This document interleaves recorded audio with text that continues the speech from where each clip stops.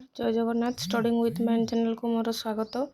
आज आम देखा प्रश्नावली बा आम शिक्षण अभिवृद्धि करवा क्लास 7 साइंस चतुर्थ अध्याय पार्ट 4 केउं धातु सस्ता और यार पतला पात को सहजरे मोड़ी जेकोसी आकार करी हुए बोली यहाँ खाद्य पुड़िया प्रस्तुति में व्यवहार करा जाए।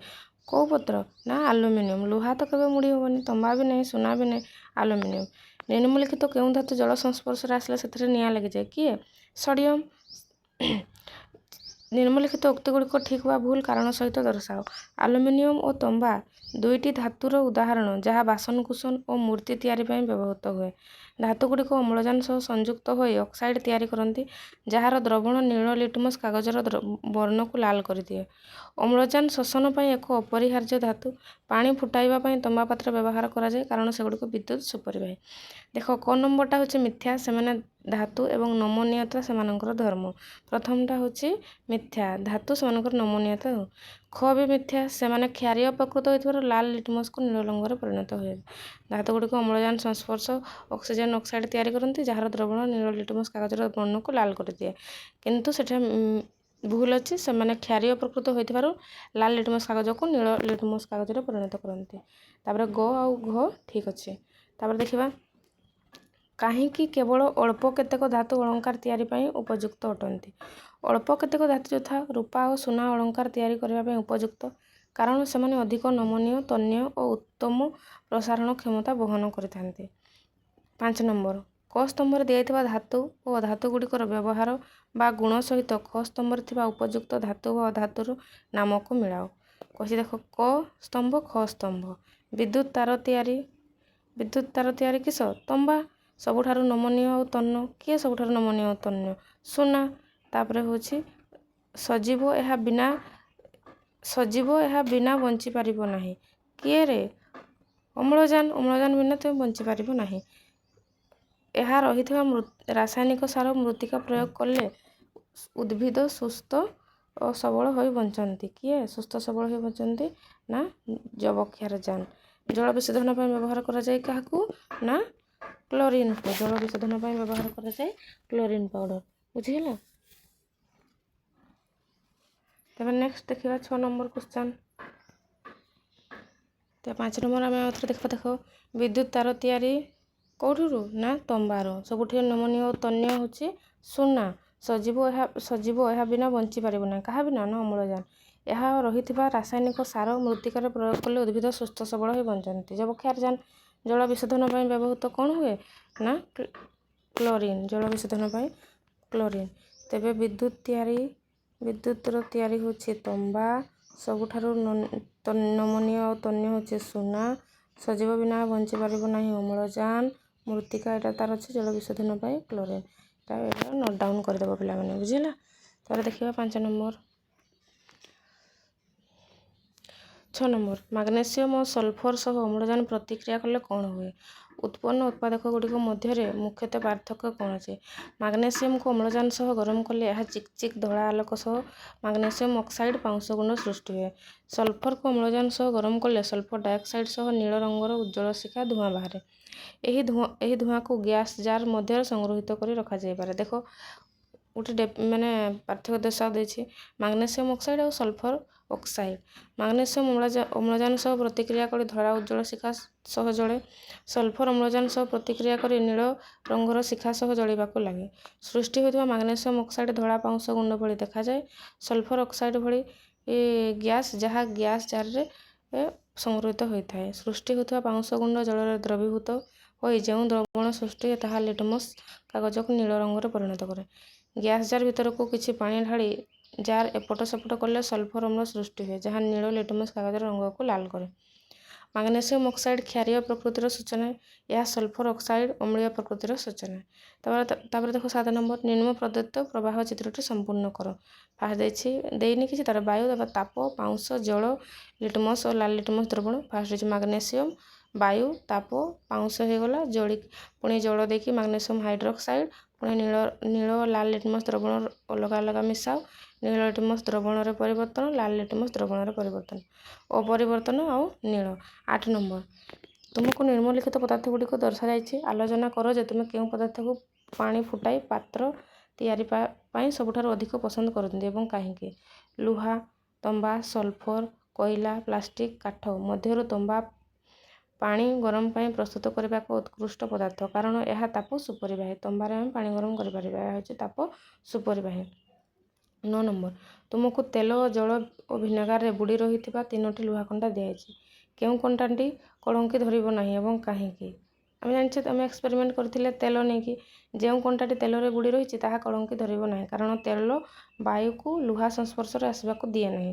ଭିନେଗାର ଏବଂ ଅମ୍ଳ ଜଳରେ କଳଙ୍କି ଲାଗିବ। ଧାତୁ ଓ ଧାତୁଗୁଡ଼ିକର ବିଭିନ୍ନ ଧର୍ମ କିପରି ସେମାନଙ୍କର ବ୍ୟବହାରକୁ ସ୍ଥିର କରେ? ଦେଖିବା 10 ନମ୍ବର। ଦେଖ ଛୁଆ 10 ନମ୍ବରଟା ଲଙ୍ଗ କ୍ୱେଶ୍ଚନ୍ ହେଇପାରିବ। ଧାତୁ ଏବଂ ଅଧାତୁଗୁଡ଼ିକର ନିର୍ଦ୍ଦିଷ୍ଟ ଭୌତିକ ଏବଂ ରାସାୟନିକ ଧର୍ମଗୁଡ଼ିକ ହିଁ ସେମାନଙ୍କୁ ବିଭିନ୍ନ କ୍ଷେତ୍ରରେ ବ୍ୟବହାର ପାଇଁ ଉପଯୁକ୍ତ କରିଥାଏ। ଏହାର କେତେକ ଉଦାହରଣ ନିମ୍ନରେ ଦିଆଗଲା। ତାପ ସୁପରିବାହିତା ଧାତୁଗୁଡ଼ିକ ଯେପରି ଆଲୁମିନିୟମ, ତମ୍ବା, ଲୁହା ତାପର ସୁପରିବାହୀ ହୋଇଥିବାରୁ ଏଗୁଡ଼ିକୁ ଇନ୍ଧନ ପାତ୍ର ତିଆରି କରିବାରେ ବ୍ୟବହାର କରାଯାଏ। ବିଦ୍ୟୁତ୍ ସୁପରିବାହୀ ଧାତୁଗୁଡ଼ିକ ନିଜ ମଧ୍ୟ ଦେଇ ସହଜରେ ବିଦ୍ୟୁତ୍ ପ୍ରବାହ କରାଯାଇ ପାରୁଥିବାରୁ ତମ୍ବା ଓ ଆଲୁମିନିୟମ ଭଳି ଧାତୁରୁ ବିଦ୍ୟୁତ୍ ତାର ବା ଇଲେକ୍ଟ୍ରିକ୍ ତାର ପ୍ରସ୍ତୁତ କରାଯାଏ। ନମନୀୟତା ଧାତୁର ଏହି ଗୁଣ ଯୋଗୁଁ ଆଲୁମିନିୟମକୁ ପିଟି ପିଟି ପତଳା ଜରିରେ ପରିଣତ କରି ଖାଦ୍ୟ ପୁଡ଼ିଆ ବାନ୍ଧିବାରେ ଏବଂ ରୂପାକୁ ମିଠା ଉପରେ ଆବରଣ ଦେବାରେ ବ୍ୟବହାର କରାଯାଏ। ତନ୍ୟତା ଧାତୁର ତନ୍ୟତା ଗୁଣ ଯୋଗୁଁ ସୁନା ଓ ରୂପାକୁ ଟାଣି ସରୁ ତାର ପ୍ରସ୍ତୁତ କରି ବିଭିନ୍ନ ଅଳଙ୍କାର ତିଆରି କରାଯାଏ ଏବଂ ଷ୍ଟିଲ୍ ତାରକୁ ଝୁଲା ପୋଲ ବା ଟ୍ରେନ୍ ଆଦିରେ ବ୍ୟବହାର କରାଯାଏ। ନିଦାନତା ଧାତୁଗୁଡ଼ିକ ଆଘାତ ପାଇଲେ ଗମ୍ଭୀର, ରୁଣୁଝୁଣୁ କିମ୍ବା ଗୁଞ୍ଜନ ଧ୍ୱନି ସୃଷ୍ଟି କରୁଥିବାରୁ ଏଗୁଡ଼ିକୁ ବିଦ୍ୟାଳୟ ଘଣ୍ଟି, ଘୁଙ୍ଗୁର ଓ ବିଭିନ୍ନ ବାଦ୍ୟଯନ୍ତ୍ରର ତାର ତିଆରିରେ ଲଗାଯାଏ। କୁପରିବାହିତା ଅଧାତୁଗୁଡ଼ିକ ତାପ ଓ ବିଦ୍ୟୁତ୍ କୁପରିବାହୀ ହୋଇଥିବାରୁ କାଠ, ରବର, ପ୍ଲାଷ୍ଟିକ ଭଳି ପଦାର୍ଥକୁ ଇନ୍ଧନ ପାତ୍ରର ବେଣ୍ଟ, ବିଦ୍ୟୁତ୍ ମିସ୍ତ୍ରୀଙ୍କ ସ୍କ୍ରୁଡ୍ରାଇଭର ବେଣ୍ଟ ଏବଂ ଗ୍ଲୋଭ୍ସ ତିଆରିରେ ବ୍ୟବହାର କରାଯାଏ, ଯାହା ଆମକୁ ବିଦ୍ୟୁତ୍ ଆଘାତ ବା ତାପରୁ ରକ୍ଷା କରେ। ଜୀବନ ଧାରଣରେ ଗୁରୁତ୍ୱପୂର୍ଣ୍ଣ ଅମ୍ଳଜାନ ଏକ ଅଧାତୁ ଯାହା ଆମର ଶ୍ୱାସକ୍ରିୟା ବା ବଞ୍ଚିବା ପାଇଁ ନିହାତି ଆବଶ୍ୟକ ହୋଇଥିବା ବେଳେ କାର୍ବନ ବା ଅଙ୍ଗାରକ ଜୀବଜଗତର ଶରୀରର ଗଠନ ପାଇଁ ଏକ ମୁଖ୍ୟ ଉପାଦାନ।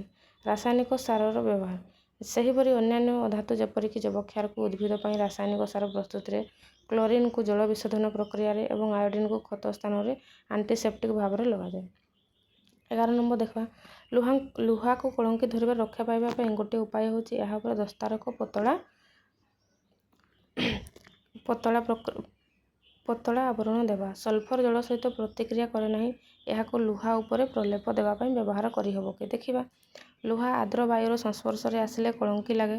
ଲୁହାକୁ କଳଙ୍କି ମୁକ୍ତ କରିବା ପାଇଁ ଲୁହା ଉପରେ ଦସ୍ତାର ପ୍ରଲେପନ ଦିଆଯାଏ। ସଲଫର ସହ ଜଳ ପ୍ରତିକ୍ରିୟା କରେ ନାହିଁ କିନ୍ତୁ ଏହା ଏକ ଧାତୁ ହୋଇଥିବାରୁ ଲେପନ ପାଇଁ ଏହାକୁ ବ୍ୟବହାର କରାଯାଇ ପାରିବ ନାହିଁ। ଆର୍ଦ୍ର ଜଳ ବାୟୁରେ ସଲଫର ଲୁହା ସହ ପ୍ରତିକ୍ରିୟା କରି ଲୌହ ସଲଫାଇଡ୍ ସୃଷ୍ଟି କରେ। ଏହା ଭଙ୍ଗୁର ହୋଇଥିବାରୁ ଗୁଣ୍ଡ ହୋଇଯାଏ। ଉପରୋକ୍ତ କାରଣ ପାଇଁ ସଲଫରକୁ ଲୁହାକୁ କଳଙ୍କି ମୁକ୍ତ କରିବାରେ ବ୍ୟବହାର କରାଯାଇପାରେ। 12 ନମ୍ବର ଜଣେ ଲୁହା କାରିଗର କୌଣସି ଉପକରଣ ତିଆରି କରିବା ପୂର୍ବରୁ ନେଉଥିବା ଲୁହାକୁ ଉତ୍ତପ୍ତ କରିଥାଏ। ଏହି ପ୍ରଣାଳୀରେ ଉତ୍ତପ୍ତ କରିବା କାହିଁକି? ଦେଖିବା ଲୁହା ନମନୀୟତା ଧର୍ମ ପ୍ରଦର୍ଶନ କରେ। ଲୁହା କାରିଗର ଲୁହାକୁ ନିଆଁରେ ପକାଇ ଗରମ କରିବା ଦ୍ୱାରା ଲୁହା ନରମ ବା କୋମଳ ହୋଇଯାଏ। ଫଳରେ ଲୁହା କାରିଗର ଏହାକୁ ହାତୁଡ଼ିରେ ପିଟି ପତଳା କରି ଯେକୌଣସି ଉପକରଣ ପ୍ରସ୍ତୁତ କରିଥାଏ। ଦେଖିବା ନିମ୍ନଲିଖିତ ମଧ୍ୟରୁ କେଉଁଟି ଏକ ଧାତୁ ନୁହେଁ?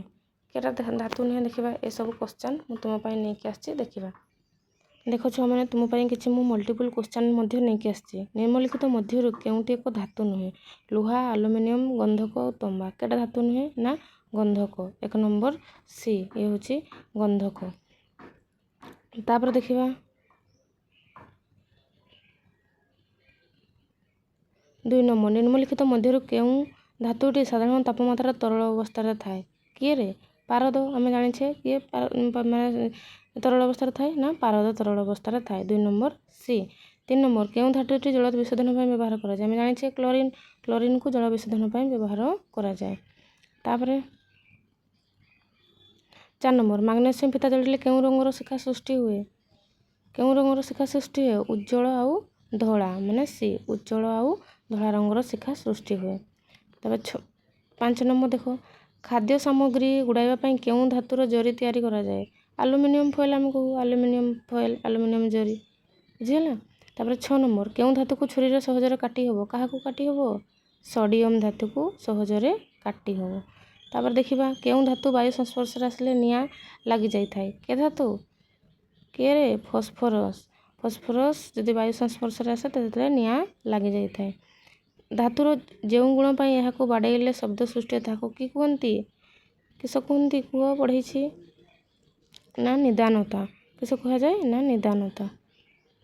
ତାପରେ 9 ନମ୍ବର ଉଦ୍ଭିଦର ବୃଦ୍ଧି ପାଇଁ କେଉଁ ଅଧାତୁ ସାର ରୂପେ ବ୍ୟବହାର ହୁଏ? କେଟା ସାର ରୂପେ ବ୍ୟବହାର ହୁଏ? ନା ଯବକ୍ଷାରଜାନ।